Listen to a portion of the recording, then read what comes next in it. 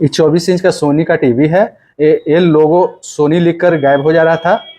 उसको ठीक करने के लिए हम लोग इसको ट्रेस किए तो हमें पता चला कि हमें बायस पर 3.3 वोल्ट नहीं आ रहा था।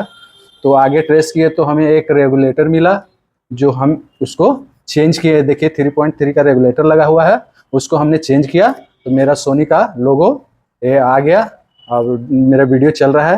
ये देखिए हम आपको दिखला रहे हैं। मेरा जो प्रॉब्लम था लोगो आके चले जाना, वो देखिए ठीक हो गया है। मेरा नाम सुनील कुमार है। हम औरंगाबाद बिहार के रहने वाले हैं। अभी मेरा एलईडी का क्लास चल रहा है। उसी दौरान एक कस्टमर सोनी का टीवी लेकर आए थे, उसको हम लोग रिपेयर किए हैं।